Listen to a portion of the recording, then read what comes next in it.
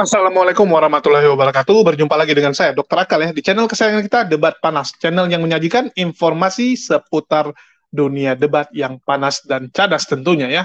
Dan dalam kesempatan ini kita akan membahas tentang rencana para oten-oten paukers ya. Jadi ini ada rencana luar biasa dari para oten-oten paukers, di mana ya oten-oten paukers ini akan mengangkat domba kecil untuk menjadi nabi baru, ya akan diangkat menjadi nabi baru kekristenan. Ya, saya nggak tahu ini kekristenan atau nanti namanya akan jadi agama yang berbeda, misalnya Kristen atau Kristen atau apa gitu ya, terserah mereka lah. Tapi intinya ini ada upaya dari para oten-oten ya, terutama dari teman-temannya si domba kecil ya, teman-temannya mendiang domba kecil yang berencana ingin mengangkat domba kecil untuk menjadi nabi. Karena mereka bilang, ini pihak muslim kok membahas domba kecil terus gitu kan, kami nggak terima, karena itu kami akan mengangkat domba kecil menjadi nabi. Ya, yang jadi masalah adalah kenapa domba kecil dibahas, tetapi domba kecil malah mau diangkat jadi nabi. Memangnya ada apa dengan pihak muslim membahas kematian domba kecil, ya terus disangkut pautkan dengan dia akan jadi nabi? Apa karena mirip sama 2000 tahun yang lalu gitu ya?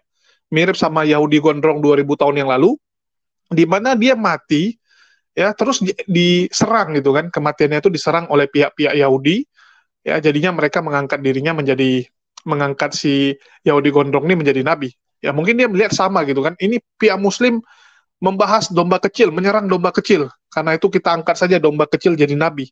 Ya nggak masalah kalian mau angkat domba kecil jadi nabi, toh domba kecil juga kemarin sempat bangkit ya, setelah kematian dia bangkit 1 hari untuk matikan kontennya ya, hapus kontennya dari channelnya, terus baru dia terangkat ke atas ya, ke atas tapi ke neraka. Di atas itu neraka, bukan surga ya, teman-teman harus tahu dulu. Terus yang lebih konyolnya adalah ya mereka mau mengangkat dia jadi nabi karena alasan begini begitu ya. Nanti kita akan dengar apa alasan nabi kecil itu akan diangkat menjadi nabi, atau domba kecil ya, domba kecil akan diangkat jadi nabi. Terus yang jadi hal konyol adalah ya, saya takutnya ya, ini saya takut ya, saya rasa wajar kalau kita ini takut. Sekarang diangkat menjadi nabi, 100 tahun lagi salah-salah para oten-oten akan mengangkat si domba kecil menjadi Tuhan. Yesus juga sama, dia nggak ucup-ucup menjadi Tuhan. Pertama dia menjadi seorang utusan dulu, seorang Tuhan kecil atau Tuan. Baru setelah konsili Nisea diangkat menjadi Tuhan.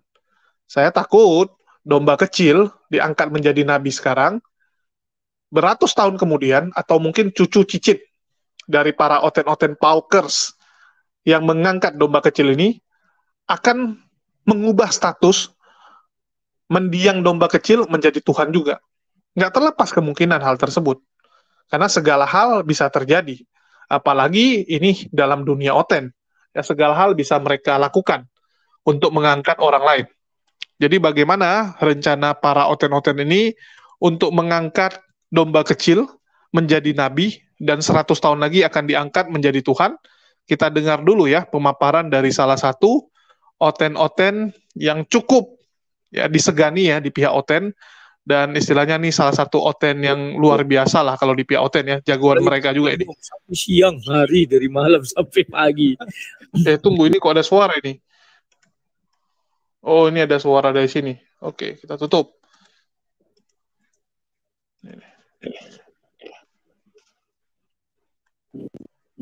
Itu cuma kawan-kawan muslim itu, jadi saya coba kan. Jadi gini, kemungkinan di layar laptop dia itu ada aplikasi lain dibuka selain OBS dan Zoom. Ya. Mungkin dia buka Quran. Jadi OBS-nya itu pakai capture layar. Jadi share layar dia. Jadi suara yang ada di layar itu akan di-share oleh OBS. Kenapa begitu? Karena saya belajar OBS dari domba juga. Jadi settingan yang ada di OBS-nya itu sama dengan settingan yang ada di OBS saya. Jadi saya coba tadi, saya live pakai Zoom, kemudian saya putar azan di laptop itu. Jadi suara Zoom dengan suara azan itu di-share oleh OBS saya itu. Wih, ya aku juga diduga begitu. Nah, itu. Jadi itu karena kan ada aplikasi Quran yang kalau itu kayak beratnya download di laptop, dan kalau laptop itu hidup, dia otomatis kalau dibuka aplikasi itu otomatis setiap jam-jam sholat itu dia akan sholat sendiri. Bunyi. Oh iya iya. Nah itu ya itu. Cuman aku berpikir gini, kalau mereka ini masih framing domba, saya akan kita buat nanti judulnya domba layak jadi nabi. Karena iya mantap. Karena mulai dengarkan. Ya. Pertama, kelahirannya jelas, bapak ibunya jelas. Tidak lahir berapa bulan atau berapa tahun setelah begini-begini, udah tahu lah ya. Oke, itu yang pertama. Yang kedua, domba itu perkawinannya jelas. Ya. Nah, jadi nggak pernah turun ayat untuk itu. Nah, itu. Tapi nggak usah lari-lari kemana-mana ya. Halus-halus saja. Yang berikut, domba itu nggak pernah bunuh orang, dan nggak pernah menyuruh orang membunuh. Nah, banyak sekali. Yang berikut, apa ya? Mau aku bilang, iya, domba itu, apalagi tadi aku belum kucatat sih, biasanya aku catat. Ya itulah. itulah. Tapi menurut aku, kalau dari segi karakter sih, nggak pernah dia halal-halalkan darah orang, enggak. Itu. Jadi dari segi sikap, karakter, kehidupan, perkawinan, yang menurut saya domba nggak pernah melirik anak kecil. Ya. Apalagi sampai mengawini. Itu beda lagi. Melirik aja nggak pernah. Nggak pernah. Baru menurut saya domba itu nggak pernah melirik istri orang. Iya. Tapi anehnya si domba justru tidak berakhlak mulia. Oh, itu lucunya. Justru yang melirik-lirik anak kecil, melirik janda-janda itu berakhlak mulia. Oh, baru tahu kan? Ajaib memang. Iya. Aku baru sadar ya. Rupanya begitu ya. Tapi begitu standarnya di mereka ya. Iya, akhlak mulia kan dipatok dari situ. Oh ya udah, kalau memang begitu mereka ya kita maklumin aja. Kita hargai keyakinan mereka. Tapi yang pasti bagi saya sih domba itu dalam hal itu masih lebih bagus lah. Iya. Kalau aku tanya di Zoom kan, aku kan hampir 2 tahun ini di Zoom. Kalau aku tanya di Zoom, pernah kau lirik anak kecil, gue bilang, aduh Le, itu pantang dia ada orang Batak itu katanya. Dia ada orang Batak aja pantang itu Le, katanya. Dan lain-lain lah, dan lain-lain. Tapi Ben, tidak patah semangat kan, semangat terus ya. Loh, udah aku bilang Nabi YouTube dia kita buat namanya, gimana sih? Iya betul. Cuman jaga kesehatan lah. Kalian kadang live kuliah sampai subuh, ngeri orang ini gue bilang. Aku batasi. Mungkin sekarang aku sampai jam 11 lah. Iya. Memang kawan-kawan itu bisa loh sampai, aduh. Apalagi Pak Bom sampai siang hari, dari malam sampai pagi. Luar biasa aku bilang. Tapi memang ya buka-buka data sih. Kita kan dengan tim kan sebenarnya udah kompak lah. Artinya ya kita siap. Selama masih berbasis data, siapapun kita hadapi. Kita mantap. Kan orang-orang yang memberikan hati untuk ini sebenarnya. Ya, namamu udah dikenal orang banyak loh. Kemarin Pak Timothy bilang 3 orang yang diakui lagi pendebat Kristen katanya kan. Sofiatul, Erben katanya. Mantap, gue bilang ini yang seru-seruan ini katanya kan. Ya, dan aku lihat tujuan kita kan untuk memberitakan kebenaran sebagai kebenaran lah ya. Siap, makanya harus berani ya, gak usah patah semangat. Nanti kalau Pak Saipudin pulang ditangkap, apakah kalian lemah? Ya itu kan sudah bagian dari risiko pemberitaan Injil itu lah. Siap, mantap. Jadi udah dari pemberitaan Injil, nggak usah ditakuti lah. Jadi mereka pikir, menurut saya justru domba itu seorang petarung sejati dalam apologet. Karena dia masih memberitakan kebenaran yang sejati itu sampai akhir hidupnya, ya kan? Jarang orang meninggal seperti itu. Apalagi kalau orang meninggal karena minum sesuatu. Iya betul. Arung T-Max. Ibu tahu itu T-Max? Laku bodoh Pak. Oke lah, itu aja lo mau aku bilang sama Lai lah. Udah kangen juga kita ini. Siap, mulai dah, Erben. Selamat malam. Salam sama kawan-kawan yang ada di live semua itu ya. Siap, terima kasih. Itulah Erben kawan, ya. Ya, teman-teman bisa lihat ya. Jadi ada rencana dari pihak Erben dan juga teman-temannya ya akan mengangkat domba kecil menjadi nabi. Ya, karena mereka bilang karena framing umat muslim. Padahal kita nggak melakukan framing. Ya, kita menjelaskan kematiannya domba kecil, kita ambil dari sisi positifnya. Ya, setiap yang terjadi dalam hidup kita itu ada hikmahnya. Contoh misalnya, saya mau berangkat ke Jakarta misalnya, tiba-tiba kaki saya jatuh sehingga retak. Terus saya masuk rumah sakit, nggak jadi ke Jakarta. Padahal saya sudah beli tiket ke Jakarta, sudah beli tiket pesawatnya. Ya, kalau oten-oten mungkin akan bilang, wah sial kali kamu, itulah kau gini begini begitu gitu kan. Ya saya nikmati, ya, karena saya tahu ini pasti ada rencana yang lebih luar biasa dari Allah kepada saya. Kenapa kaki saya sampai harus patah gitu kan, sehingga nggak jadi berangkat ke Jakarta, padahal sudah beli tiket pesawatnya. Ternyata pesawatnya mengalami kecelakaan. Saat pesawat itu mengalami kecelakaan, orang-orang akan nggak jadi bilang, oh kamu sial kali patah kaki. Pasti orang akan bilang, beruntung kali si Julius. Nggak jadi dia berangkat gara-gara patah kaki itu. Yang sebelumnya dibilang sial, sekarang dibilang jadi beruntung. Itulah manusia. Kita bisa melihat itu dari dua sisi. Jangan lihatnya dari negatif saja. Ya, ada satu orang Jepang, dia selamat dari 2 bom atom. Saya kasih nampak dulu ya, orang Jepang yang selamat dari 2 bom atom. Dari 2 bom atom ya, 2 kali bom atom di Jepang dia selamat. Bayangkan. Ya namanya ini Sumuru, saya putarin. Ya, ini orang Jepangnya nih, ya, si Sumuru ini ya. Sutomu Yamaguchi. 2 kali bom atom dia selamat. Dia kena 2 kali bom atom di kota itu, Hiroshima dan Nagasaki. Jadi dia ada di 2 kota tersebut. Ya, kalau oten-oten pasti akan bilang, wah ini orang sial sekali gitu.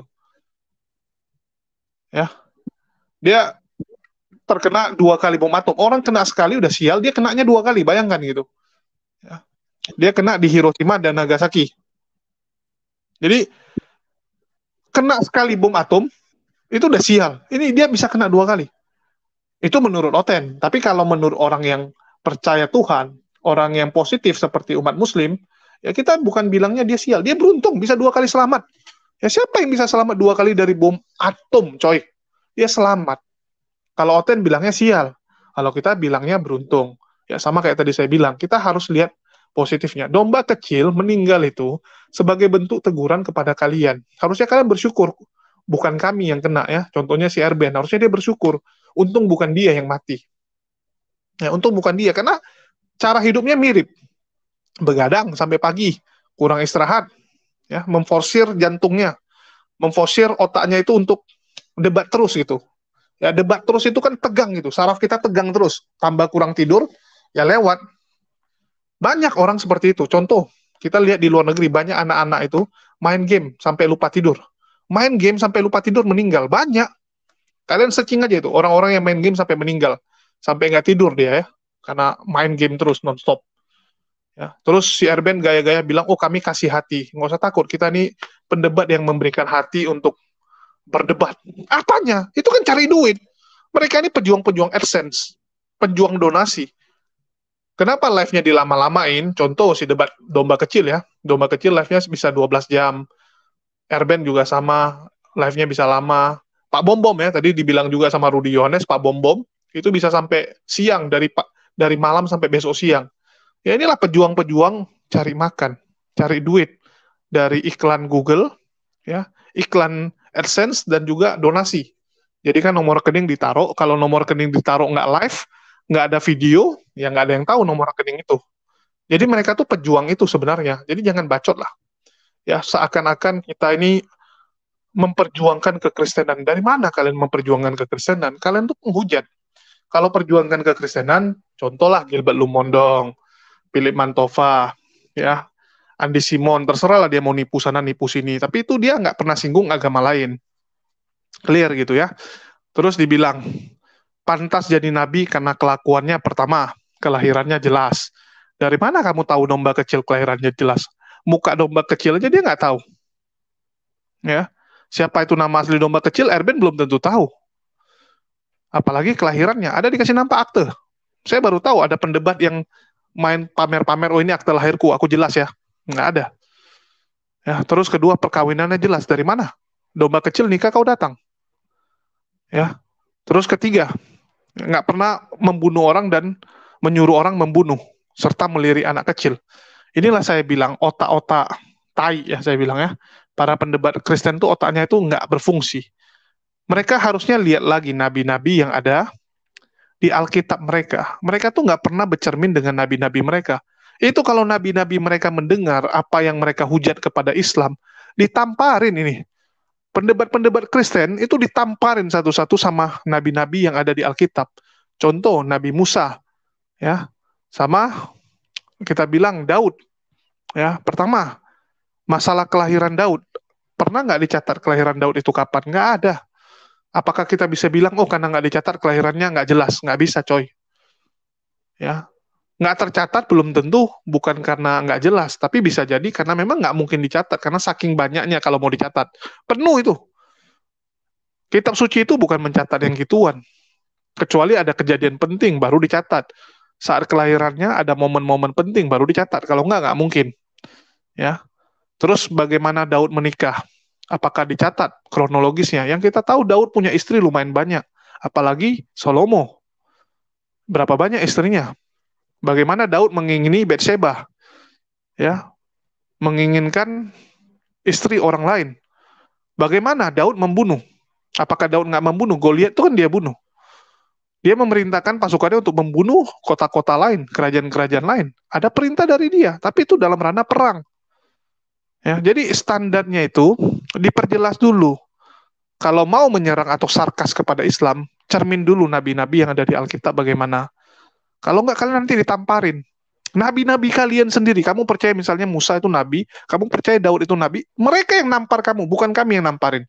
Bukan umat Islam yang akan menampari para oten, tapi nabi-nabi mereka sendiri yang akan namparin nih si Erben dan kawan-kawannya. Kau ini nggak ada pakai otak, standar kau nggak jelas gitu. Moral orang itu bukan ditandai dengan gitu. Kalau moral ya atau standar untuk mengangkat orang dari menjadi nabi itu karena hal-hal yang disebutkan Erben, lebih pantas Mahatma Gandhi daripada Daud, daripada Musa. Mahatma Gandhi luar biasa. Bagaimana dia mengasihi orang, bagaimana pengajarannya, bagaimana dia juga tidak melakukan hal-hal aneh, bahkan dia tidak pernah membunuh, dia tidak menyuruh orang membunuh, bahkan dia suruh orang apa? Mogok, puasa. Ya. Lebih bagus Mahatma Gandhi kamu angkat jadi nabi. Kalau begitu Erben, standar kamu seperti itu. Ya, kalau standar rendah kamu itu seperti itu, mending Mahatma Gandhi yang kamu angkat jauh lebih mulia. Kamu harus tahu dulu standar orang nabi itu seperti apa. Nabi itu dipilih oleh Sang Pencipta, bukan manusia yang pilih. Bukan manusia yang pilih. Ya, nabi itu bukan kita yang pilih, nggak ada hak kita pilih. Oh, seseorang itu karena kita lihat bagus, maka dia akan jadi nabi. No. Nabi itu ditunjuk oleh Sang Pencipta, oleh Tuhan, ya Allah Subhanahu wa taala, pemilik alam semesta. Manusia nggak ada hak untuk nunjuk orang jadi nabi. Tapi kalau kalian mau nunjuk jadi nabi, itu hak kalian. Ya, banyak nabi-nabi palsu itu kan ditunjuk oleh orang. Ya, nabi-nabi palsu ditunjuk sama orang. Dan mungkin ini upaya Erben supaya dia bisa jadi rasul juga. Ya, kalau si domba kecil jadi nabi terus jadi Tuhan, maka Erben akan jadi rasul seperti Paulus. Ya, akan menjadi seperti Paulus. Ya, nggak masalah, perjuangkan Erben. Setuju saya. Ya, silakan dibuat domba kecil menjadi nabi. Nabi baru kekristenan, dan kita tunggu ratusan tahun lagi anak cucu cicit dari Erben dan teman-temannya ya, orang-orang pendebat-pendebat atau polemikus Kristen ya. Polemikus Kristen ini akan menjadikan domba kecil sebagai Tuhan yang baru. Keren ya. Akan menjadi Tuhan baru bagi kekristenan. Saya setuju sih yang ginian. Kalau yang bagus kita setujulah ya. Silakan nanti kita bantu. Orang Kristen akhirnya punya nabi baru lagi setelah ada Lugahon, Tanpa Ragi, Kosman, dan juga Paul Jang. Mereka nambah lagi, ada nabi, tapi nabi ini sudah wafat, sudah meninggal yang satu ini ya. Artinya nabi mereka udah bertambah banyak, Dan nabi yang pertama kali mati di zaman modern adalah si domba kecil, ya, karena duluan dia yang meninggal. Bagus ya Erben, perjuangkan. Ya, kita nggak ada masalah dengan hal tersebut. Malah kami pihak Muslim akan mendukung kalau kalian mau menjadikan domba kecil sebagai nabi baru dari kekristenan. Karena kalian memang suka seperti itu, nambah-nambah nabi, menjadikan orang Tuhan, menjadikan orang sebagai setan, menjadikan orang apa, suka-suka kalian semua. Ajarannya kan ajaran suka-suka. Ya, buat ibadah sendiri, menambah jumlah Alkitab, ya, mengurangi jumlah Alkitab, mengeksegesis Alkitab, menerjemahkan sendiri, menafsirkan sendiri. Ini kan pengajaran kalian. Ya, silakan, kami dukung kok. Kami yang hal-hal yang ginian kami dukung. Yang penting kalian senang. Ya, selama ini bisa menyenangkan oten-oten, memuaskan birahi mereka, silakan. Ya, bagus juga untuk domba kecil gitu kan, karena diangkat menjadi nabi, minimal keluarga mereka ya harus kamu jaga. Ini keluarga nabi. Yang namanya keluarga nabi itu kan biasa dirawat oleh jemaat. Ya sama kayak Yesus gitu kan, waktu dia meninggal dia bilang inilah ibuku, ibu kalian juga. Sehingga Maria, mamanya Yesus tuh dirawat juga sama murid-muridnya. Ada santunannya lah. Bagus juga sih. Jadi keluarga domba kecil tuh anak-anaknya kan masih kecil semua tuh, masih SD. Bisa dirawat oleh Erben dan teman-temannya. Kalian santunin lah setiap bulan berapa. Ini keluarga nabi kalian loh. Masa nggak dikasih kedudukan yang mulia? Biasanya kan keluarga nabi itu tetap diberikan posisi yang bagus. Ya, terus ada bagiannya lah, jatahnya. Misalnya kalian perpuluhan gitu kan. Kan selama ini channel-channel Kristen ini sebagian itu adalah pendeta. Kalau nggak pendeta ya punya pendapatan lah dari donasi dan AdSense. Ya kalian sisihkan lah sebagian yang jadi jatah dari istri Nabi domba kecil. Ya, istri atau anak Nabi domba kecil kalian. Itu harus kalian sisihkan, harus kalian perhatikan keluarga domba kecil. Bagus sih, yang ginian itu yang positif kita dukung, tapi yang sarkas tadi kamu ucapkan itu kita bantah semua, ya. Kamu akan ditabok oleh nabi-nabi yang ada di Alkitab kalau seperti itu. Saya sih saran yang bagus. Ya, kenapa? Saya nggak mau nanti kamu ditabok. Kasihan nanti kamu udah di neraka ditabok-tabok lagi gitu. Udah dapat siksa kubur, masa ditabok lagi gitu di dalam kubur itu. Sama nabi kamu sendiri. Orang yang selama ini kamu junjung, kamu rasa mulia, tiba-tiba datang menjumpai kamu, ya bukannya muji kamu, bukannya misalnya menolong kamu, ya. Jadi Erben kan berharap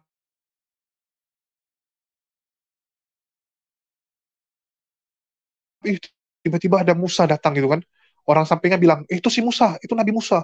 Erben, kamu selama ini entah apa aja kamu bilang gitu kan, kamu bilang lah yang membunuh itu nggak pantas jadi nabi, padahal kami diperintahkan oleh Tuhan.